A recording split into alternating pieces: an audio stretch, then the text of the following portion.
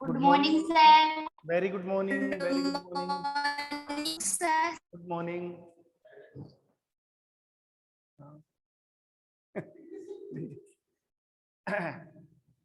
Good morning.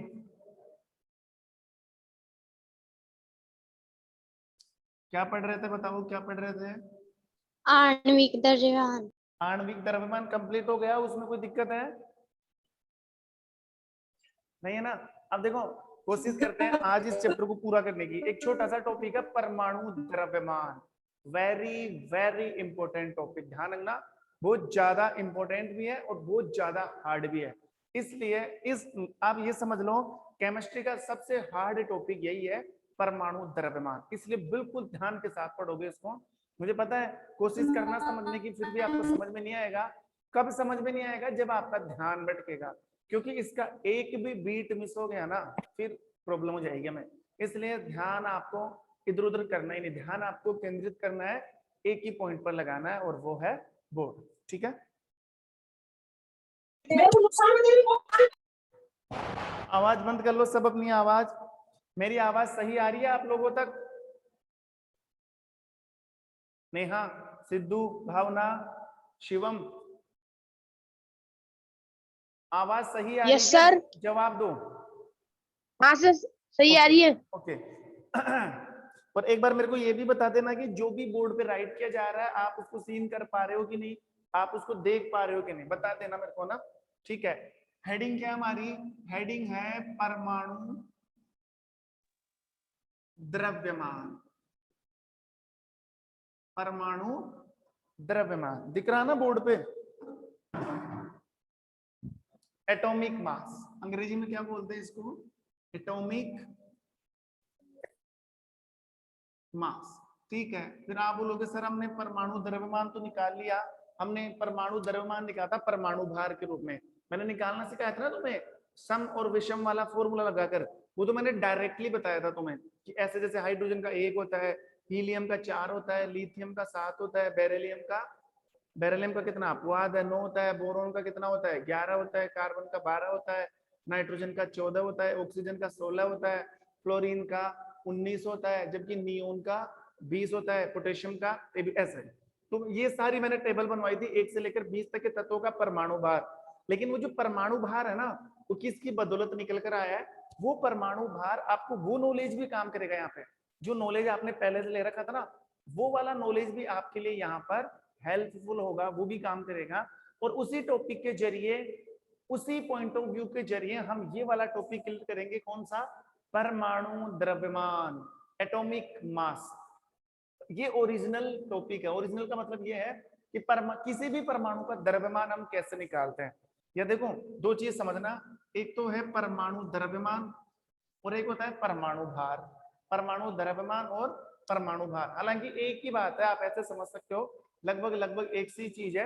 लेकिन जो परमाणु द्रव्यमान निकला है ना, जो परमाणु भार निकला है, परमाणु द्रव्यमान बोलो और परमाणु भार बोलो, ठीक है? ये परमाणु द्रव्यमान हमने कैसे निकाला?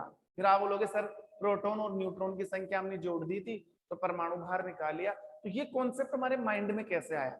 वही चीज हम निकालने जा रहे हैं, ये कैसे निकाला।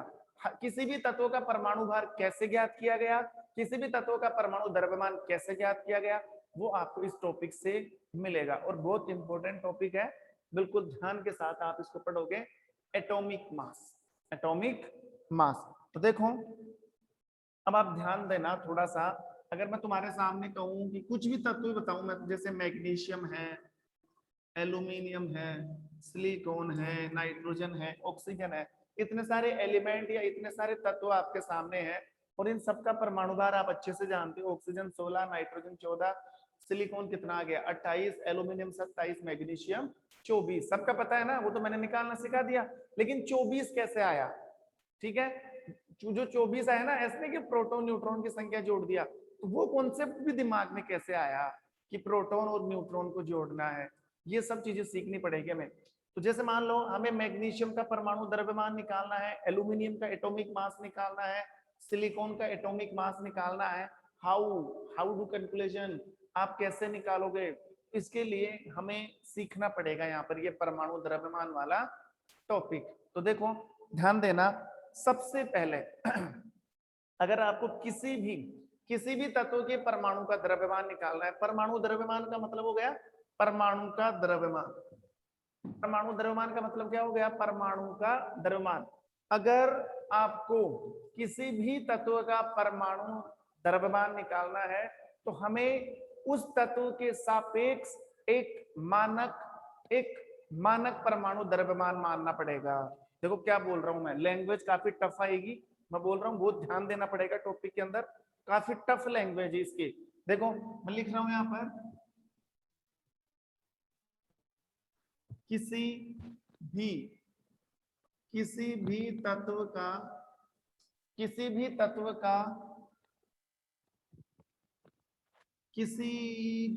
तत्व के करो, काम मत करो, किसी भी तत्व के परमाणु का द्रव्यमान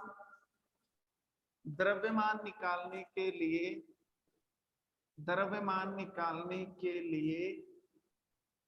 हमें एक मानक परमाणु का द्रव्यमान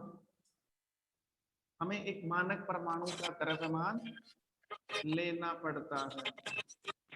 कहने का मतलब ये है कि जो लाइन है ना, किसी भी तत्व के परमाणु का द्रव्यमान अगर आपको निकालना है तो आपको एक स्टैंडर्ड या आपको एक रेफरेंस एटॉमिक मास वाला एटम लेना पड़ता है। मतलब कोई भी चीज जो आपने फिक्स कर दी उसको देख देख के आप दूसरे तत्वों का परमाणु भार निकालोगे।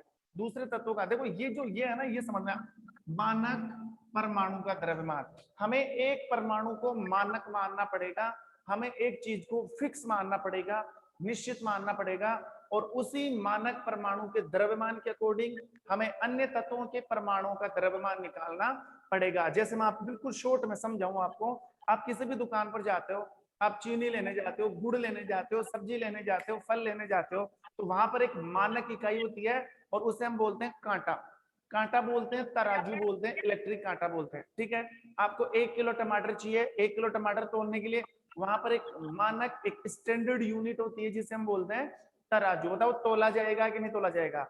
ठीक है, तोला जाएगा ना। उस जैसे मान लो ये तराजू आ गई, पहले की बात कर रहा हूँ, पहले ऐसे ही तराजू होती थी, आजकल तो क्या डिजिटल कांटा आ गया, ठीक है, इलेक्ट्रिक आ गया। ऐसा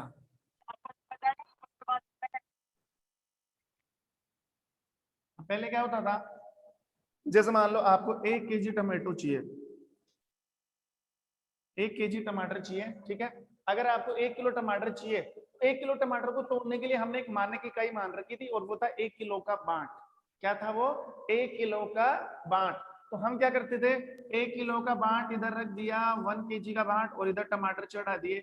जब यहाँ पर क्या होती है, एक निडिल लगी होती थी, ठीक है, एक स्प्रिंग लगी होती है, निडिल। अगर ये निडिल टमाटरों की तरफ झुक रही है, इसका मतलब टमाटर ज्यादा है। अगर ये निडिल इधर, ठीक है, किसकी तरफ, 1 केजी के बांट की तरफ झुक रही है, इसका मतलब बांट ज्यादा हो रहा है। तो अगर ये निडिल बिल्कुल बीच में आ जाती है, बिल्कुल रेफरेंस के अंदर आ जाती है, बीच के अंदर, तब हम कह सकते हैं कि ये टमाटर क्या हो चुके हैं, 1 किलो के बराबर हो चुके हैं। तो अब आप समझने की कोशिश करो, किसी भी तत्व के परमाणु का द्रव्यमान, वो जो कोई भी तत्व है ना, वो इस समय आप टमाटर मान सकते हो। टमाटर ले लो, आम ले लो, तरबूज ले लो, कुछ भी ले लो, किसी भी तत्व के परमाणु का द्रव्यमान निकालने के लिए हमें एक मानक परमाणु का द्रव्यमान लेना पड़ता है। वो जो मानक परमाणु द्रव्यमान है ना, वो है 1 किलो का बांट। हमें एक मानक इकाई निश्चित करनी पड़ती है और उसी मानक इकाई के अकॉर्डिंग हम अन्य चीजों को तोल तोल करके दे सकते हैं। आ रही ना बात समझ में? ठीक ऐसा ही कॉन्सेप्ट लगाया परमाणु का द्रव्यमान निकालने के लिए, और जो कॉन्सेप्ट लगाने वाले थे वो थे British scientist sir John Dalton. नाम सुना आप सबने? हमने काम किया डोल्टन के ऊपर काफी, सर जॉन डोल्टन। तो डोल्टन ने यही दिमाग लगाया, यही तरीका लगाया कि अगर हमें किसी तत्व के परमाणु का द्रव्यमान निकालना है तो हमें किसी अन्य तत्व के परमाणु के द्रव्यमान को क्या मानना पड़ेगा, एक मानक इकाई माननी पड़ेगी, एक निश्चित माननी पड़ेगी, और उसी मानक परमाणु, उसी मानक तत्व के परमाणु के द्रव्यमान के सापेक्ष हमें किसी अन्य तत्व के परमाणु का द्रव्यमान ज्ञात करना पड़ेगा। तो जो मानक वाला है ना, वो तो बांट की तरह हो गया। बांट के अकॉर्डिंग 1 किलो का बांट है, तो 1 किलो के बांट से हम 1 किलो अमरूद तोल सकते हैं, 1 किलो टमाटो तोल सकते हैं, 1 किलो एप्पल तोल सकते हैं, 1 किलो चीनी तोल सकते हैं, 1 किलो गुड़ तोल सकते हैं। तो ऐसे ही हमें क्या करना है, किसी भी तत्व के परमाणु को या उसके द्रव्यमान को एक मानक इकाई माननी है और उस मानक तत्व के परमाणु के द्रव्यमान के सापेक्ष हमें अन्य सभी तत्वों के परमाणु का द्रव्यमान ज्ञात करना है। एक बार मेरे को बताओ ये चीज समझ में आ रही कि नहीं आ रही? सही बताना निकिता, सिद्धू, जतिन। हाँ जोर से बोलो बेटा। आदित्य समझ में आ रही है सर। आ रहा ना समझ में? Yes sir. नेहा कहाँ है? नेहा चौधरी, मान सिंह, ओके। अब ध्यान देना, देखो ये तो मैंने मोटा मोटा समझाया था कि तुम्हारे दिमाग में आइडिया रहे कि हम कैसे परमाणु द्रव्यमान निकालते। आप तो इतना सा ध्यान रख लो, हमें किसी तत्व को, लो बिल्कुल इजी समझाता हूं, हमें किसी तत्व को एक मानक इकाई, मानक का मतलब एक फिक्स मानना पड़ेगा, हमें किसी तत्व को एक मानक इकाई के रूप में निश्चित करना पड़ेगा। समझ में आ रही बात? हमें किसी तत्व को एक मानक इकाई के रूप में क्या करना पड़ेगा, निश्चित करना पड़ेगा, और उसी मानक तत्व के अकॉर्डिंग हमें अन्य सभी तत्वों का परमाणु द्रव्यमान निकालना है। अब सवाल ये उठता है कि कौन से तत्व को मानक इकाई माना जाए, कौन से तत्व को मानक परमाणु द्रव्यमान ज्ञात करने के लिए इकाई माना जाए। समझ आ रही बात? तो देखो सबसे पहले जो मानक इकाई के रूप में जो तत्व उठाया गया था ना, वो किसको लिया गया था? हाइड्रोजन को। डाल्टन ने सबसे पहले किसको लिया था? हाइड्रोजन। हाँ, तत्व को, किसी तत्व को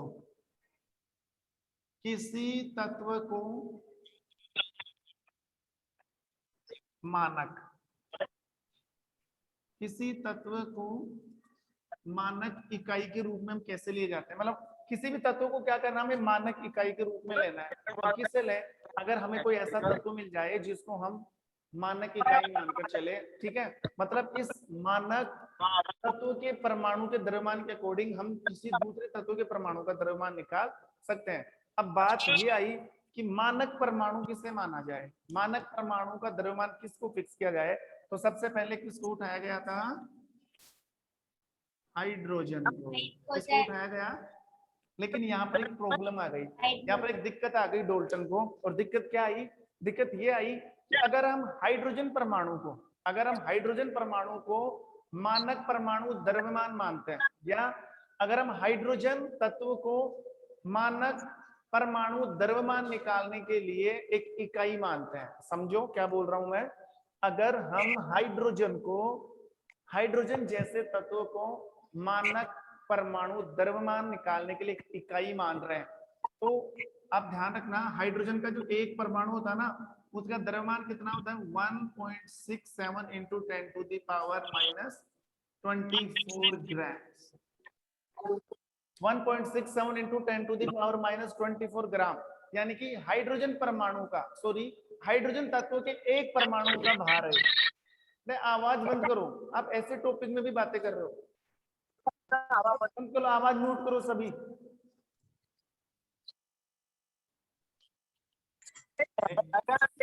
अंकुल चौहान आवाज म्यूट करो। अंजलि,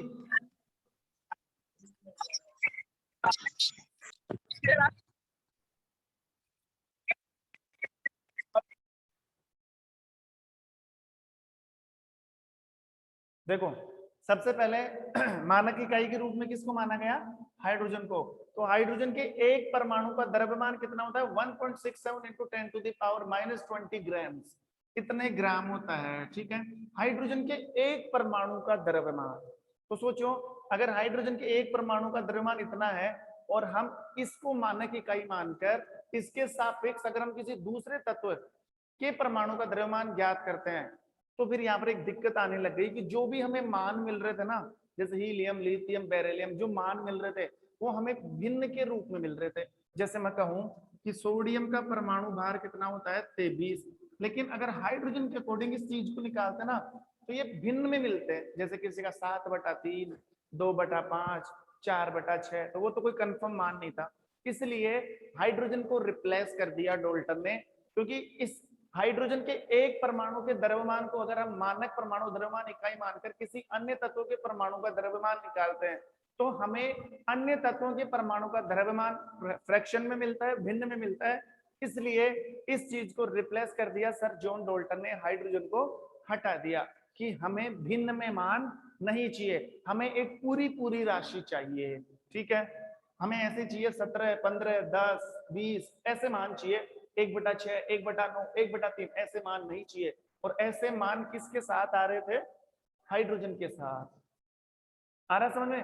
फिर उन्होंने क्या किया, दूसरा दूसरा मानक परमाणु द्रव्यमान इकाई उठाई, दूसरे तत्वों को मानक माना, और वो दूसरा तत्व कौन सा था? ऑक्सीजन। कौन सा तत्व था? ऑक्सीजन।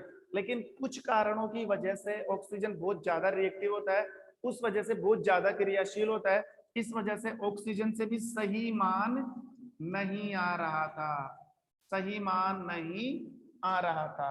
अब समस्या ये आ गई कि किसको मानक परमाणु माना जाए, किसको मानक तत्व माना जाए। तो फिर अचानक इनके दिमाग में कॉन्सेप्ट आया कि सबसे अच्छा अगर मानक इकाई के रूप में कोई तत्व है, बताओ देखिए वो कौन सा तत्व है, अगर तुम्हारे दिमाग में आ रहा तो कौन सा तत्व हो सकता है ऐसा? नेहा बोलो, मानसिंह ऐसा हाइड्रोजन। कौन सा? हाइड्रोजन। क्या? हाइड्रोजन है। हाइड्रोजन तो कैंसिल कर दिया ना बेटा, मना कर रखा ना, हाइड्रोजन तो लिख ही रखा हमने, हाइड्रोजन को तो हटा ही दिया ना, ऑक्सीजन को हटा दिया। ठीक है, मैं बताता हूँ, सबसे लास्ट में और सबसे परफेक्ट जो मानक इकाई के रूप में तत्व माना गया था वो तत्व था कार्बन। कौन सा तत्व था? कार्बन। सी, कार्बन को माना गया। और ध्यान रखना, कार्बन मानक इकाई है। कार्बन किसी भी तत्व के परमाणु द्रव्यमान निकालने के लिए एक स्टैंडर्ड यूनिट है, एक मानक इकाई है। यानी कि कार्बन परमाणु के द्रव्यमान के सापेक्ष हमने सभी तत्वों के परमाणु का द्रव्यमान निकाला है, और वहां पर जो मानक इकाई है वो कौन है? कार्बन। लेकिन ध्यान रखना, कार्बन कौन सा? Carbon 12, carbon 12। ठीक है, C12। अब आप ये सोच रहे हो सर ये C12 कार्बन 12 का क्या मतलब है? तो ध्यान रखना, कार्बन के 3 रूप होते हैं। कार्बन के कितने रूप होते हैं? 3 रूप। एक तो 13, 12, 13, 14, 12, 13, 14, यानी कि C12, C13 और C14, इन तीनों से मिलकर बना हुआ है कार्बन। समझने की कोशिश करना, कार्बन 12, कार्बन 13, कार्बन 14, इन तीनों से मिलकर बना हुआ है कौन? कार्बन।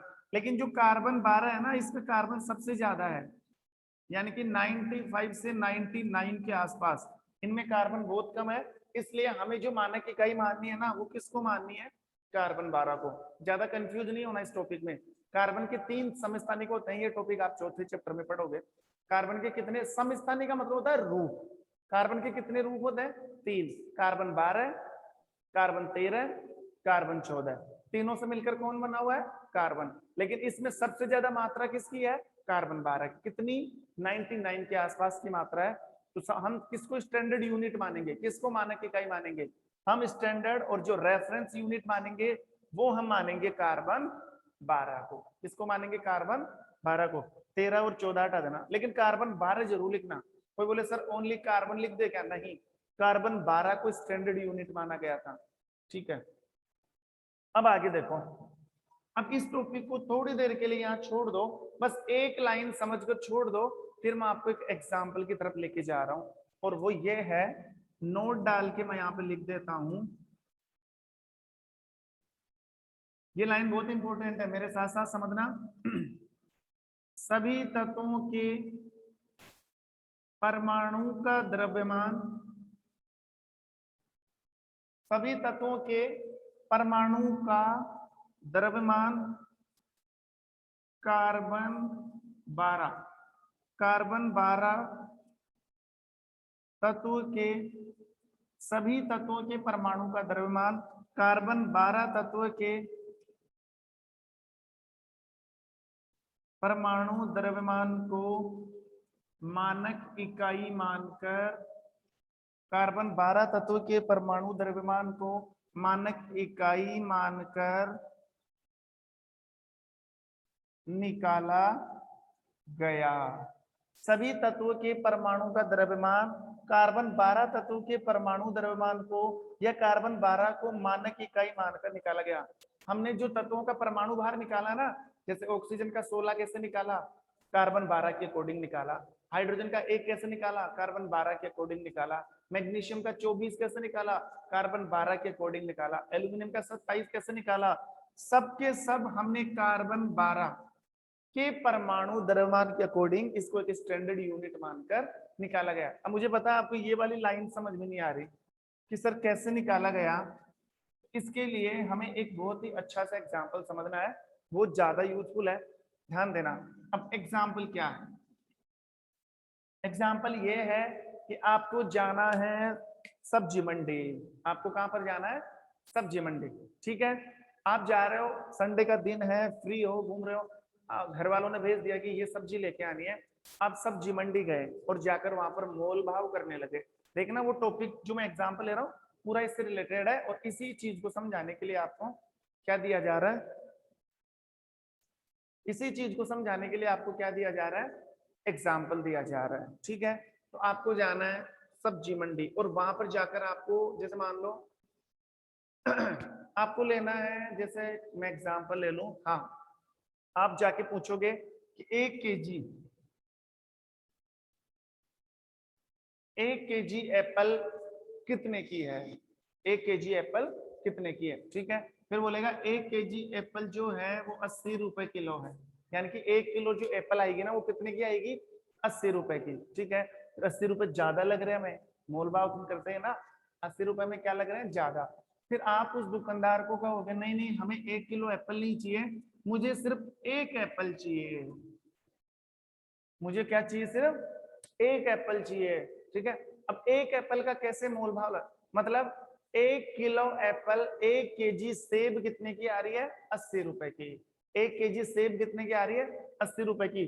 तो 1 एप्पल कितने की आएगी, ऐसा हमें मोल भाव करना है। अब दुकानदार भी सोचेगा यार 1 एप्पल तो मैं कितने की दूं, 1 एप्पल तो ऐसे ही ले जाओ, नहीं नहीं। अब 1 एप्पल हम ऐसे कैसे ले लें, हम ठहरे साइंटिस्ट बच्चे, 1 एप्पल नहीं, हमें इसका मोल भाव करना है, 1 एप्पल का पता लगाना है कि 1 एप्पल कितने की आएगी। फिर यहां से एक तरीका लगाया जाएगा, तरीका क्या है, मान लो ये है तराजू,